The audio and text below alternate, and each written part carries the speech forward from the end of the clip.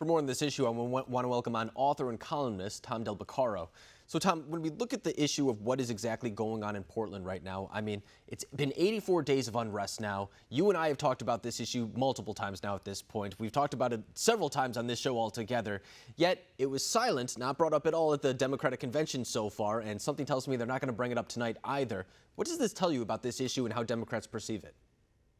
Well, they're perceived as being supportive of this kind of things. And so it's the elephant in the room at their convention. Now, these conventions aren't really watched that much anymore by the other side. But the question is, among independents looking in, they know the Democrats are soft on this. And if the Democrats don't address it, they will shrug their shoulders just as they have in polling, because a majority of independents do not like the fact that this is going on. So the fact that they don't address it and won't say how they're going to fix it hurts them among independents for sure.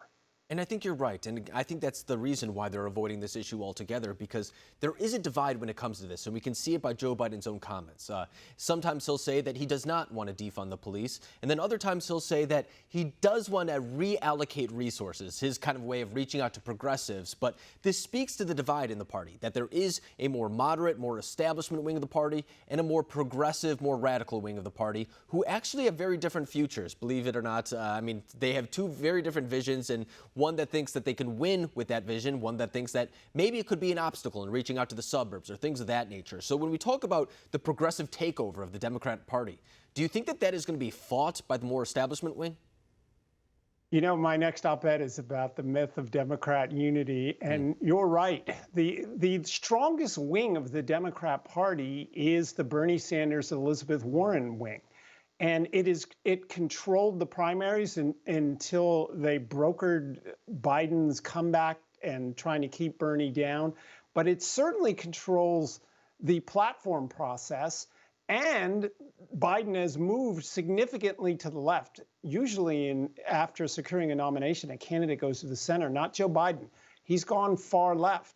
So they're the strength in the party right now. But that scares off independents and even moderate Democrats. It doesn't give them much enthusiasm to want to support that because they know it's not a winner long term. In fact, I think the Democrat Party with this socialism movement within it will become the Labor Party if it keeps going this direction, which is basically irrelevant in national elections or the ability to get elected as leader of a country.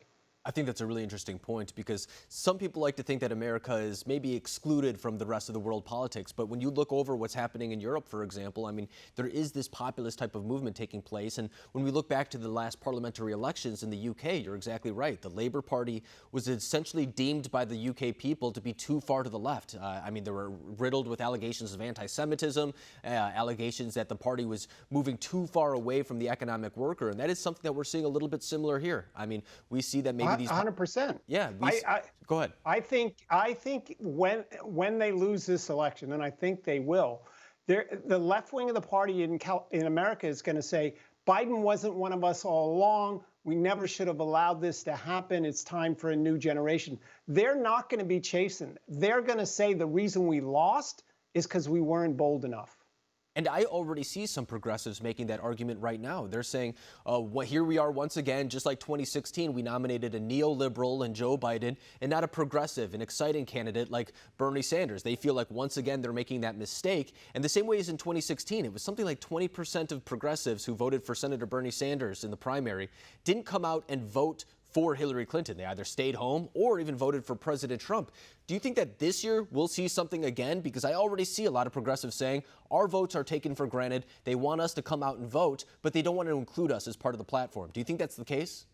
And don't just limit it to voters. Remember, yes, I agree with you. But think of what Bernie Sanders' co-chair said. Voting for Biden is like a bowl of expletive.